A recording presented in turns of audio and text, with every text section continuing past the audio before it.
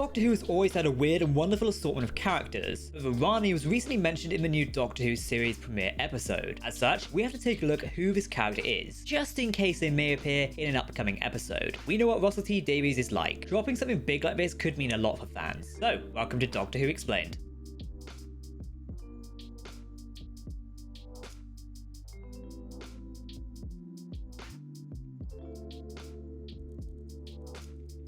Greetings everyone, I'm Jack and welcome to Tardis Central. If you want to keep up to date on all the latest Doctor Who news, lore and more, then make sure to hit that subscribe button to never miss a video from the team here at Tardis Central. You can also follow us on social media for daily updates on the Doctor Who universe. As always, please let us know your thoughts in the comment section below. Also, what should we talk about next in the Doctor Who universe? Ultimately, we want to hear your thoughts. Today's episode of our Doctor Who Explained series tackles with Rani. In short, she's another Time Lord villain from the classic series. This was way back before the Time Lord's homeworld of Gallifrey had been destroyed and brought back multiple times. The show actually used to have major Time Lord characters who weren't just the Doctor and the Master. These were actually alluded to in the show fairly recently. In the season premiere episode, Space Babies, the Doctor alluded to a couple of Time Lord titles. Among these was Rani, which seems to be a title like the Doctor, Master, Bishop, Pendant, and Conquisitor. They'd use titles like the Doctor or the Bishop or the Rani.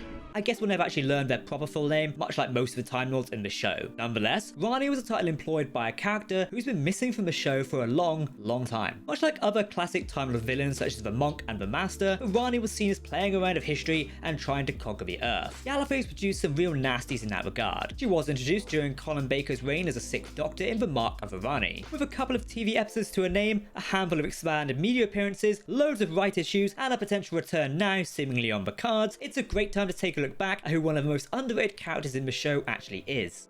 As mentioned, her first TV appearance was for Mark of Rani. This was a story from the underappreciated season 22, and is definitely worth a watch. The story sees the Rani stealing chemicals from human brains for use in her experiments. As a result of these tests, the subjects are left unable to sleep and the rest driven mad. They're also left with red marks on their necks, which is where the story gets its title. We see that Rani is a very capable scientist. She's designed a Statterheim remote, a way to control her Tardis remotely. The Tardis is also filled with things you find around a laboratory, with a Tyrannosaurus Rex embryo chief among them. It's also one of the best sets to come out of the 80s episodes. Rani also arranges a very uneasy alliance with the Master in this episode. Their dynamic is very entertaining, as they both try to conquer the world. Of course, they are defeated by the Doctor. He toyed with the TARDIS navigation and velocity, leaving them hurtling into space. Making matters worse, they are pinned to the wall due to the speed, and the dinosaur embryo is growing rapidly, looking ready to attack them. Oops. The show doesn't follow the villains though. The second and final time we see the Rani is The Time Under Rani, the debut episode of Sylvester McCoy's 7th Doctor. By the time we catch up with her, there is no dinosaur, no master, and a totally different TARDIS console. They love to play fast and loose with how the recurring villains survive, rather than explain it like the newest series tend to do. This story is where Rani's most iconic moment in the show comes from, right at the start of the first episode.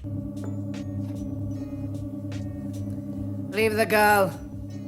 It's the man I want. Take him to my laboratory. The rest of the story sees her taking advantage of the Doctor's post-regeneration mania, and she even triggers a bout of amnesia and pretends to be his companion Mel. She's also collecting geniuses from history, funneling their brain power into a giant brain and trying to find an alternate solution to destroying an asteroid at the planet's solstice. Destroying this asteroid at the right time would allow her to form a shell around the planet. The brain would then cover the planet, converting it into a time manipulator, which then she'd be able to control history and the randomness of all through the universe. Yes, this story's a little crazy, yes we know. However, it is a sort of plan that can only a deranged scientist who's also a Time Lord probably could cook up. The species of this planet, the Lacatarians, hear this and along with the Tetraps, delay Rani's plan and destroy the massive brain. She's finally defeated and overthrown, retreating back to her TARDIS. However, the console room is overrun of Tetraps, who place her under house arrest on their homeworld. And this, at least for now, was the last we saw of Rani.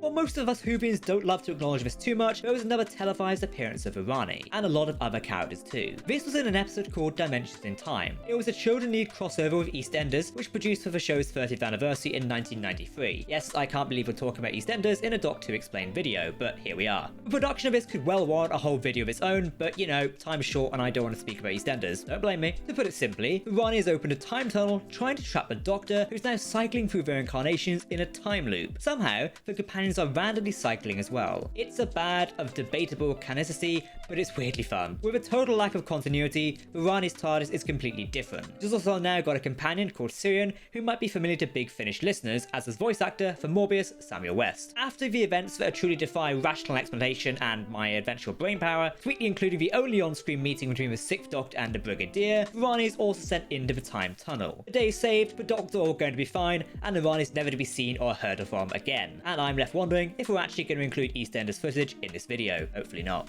Not quite. Rani's gone on to appear in a couple of novels and audios as well. The most popular of these novels is probably The State of Change by Christopher Bullis. It seems the 6th Doctor and Peri land in ancient Rome, but they have electricity and a radio. And of course, Rani's behind this. It's a journey through universes that sees a suspiciously knowledgeable Cleopatra and some interesting transformations for the Doctor and Peri. It's weird, but it also helps to bridge the gap between her TV appearances. It explains exactly what happened after she was left hurtling towards the edge of the universe during the mark of Rani. Basically, the dinosaur broke its neck on the console, and the master tricked Rani into leaving the console room. He then ejected the room she was in, leaving her tumbling through the vortex. As a genius, she was able to build a makeshift TARDIS control board, letting her materialize somewhere and begin to plot her revenge. It's a hell of a read, and spoiling too much more would be a disservice to anyone wanting to read it, so go read it. Rani's also appeared in some audio productions from Big Finish. Unfortunately, original actress Kate O'Mara passed away in 2014, weeks before the recording. She gave a blessing for another actress to take on the part. When the Rani Elite from the monthly Adventures Reign was released that December, the part was played by Soberhan Resmond. Her first appearance saw her using brains, again, to create a computer to try to reverse engineer chaos theory. Anybody noticing any patterns of her and brain power? Interestingly, the Doctor also reminisces on the Deca here, a group of rebellious Gallifreyan students at the Pyridonian Academy. Both the Doctor and Rani were among the members. She didn't like being reminded and hating the Doctor calling her Ushar, which appears to be the name she used at the Academy. Whether or not this is a real name is unclear, because let's be honest, Gallifreyans using her actual names, good luck. She later reappeared in the story Plans of Rani, again played by Redmond. After 97 years of imprisonment, she became governor of a prison. Using the prison, she created a time corridor to Mazama Gloria, a planet she'd conquered a while ago. It was here that the Rani was placed on trial by her own experiment, where the Doctor offered to take her back to Gallifrey, although after trying to kill the judge, she escaped in a survivor pod she'd left there previously.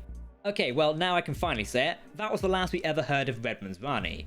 The character fell into a serious rights issue, with the estates of creators Pip and Jane Baker being unclear. It's a weird and unfortunate situation where even Big Finish were unsure of who to contact. As a result, they've steered clear of using the character. She's also not been seen in the show since 1987, although Russell T Davies entertained and joked about the notion multiple times when he was the showrunner during the early 2000s. Now he's in charge of the show again, and the Rani, even as the title has been mentioned on the screen, it's hard to overstate what a monumental moment this is. Anything is possible. Perhaps it was the hand of a Rani who grabbed the Master's gold tooth. Now that would be a good theory. Maybe we're going to get a timeless villain who's not the Master for the first time. This would be very exciting. Well, it's a pretty in-depth look at Rani. Will she come back to the new series? Who knows? But still, she was mentioned, and that's more than we've had for a while. We hope you learned something new, and maybe even if you haven't, then we've inspired you to check out some of the older Who episodes if you haven't done so before. Some of them are a real treat, because who doesn't love an EastEnders crossover with Doctor Who? Okay, seriously, maybe not that one, but you get my point. As always, if you want to keep up to date on all the latest Doctor Who news, lore, and more, then make sure to hit that subscribe button to never miss a video from the team here at Tardis Central. You can follow us on social media for daily updates on Doctor Who. That's it for me. I've been Jack. Thanks for watching, and we'll see you next time.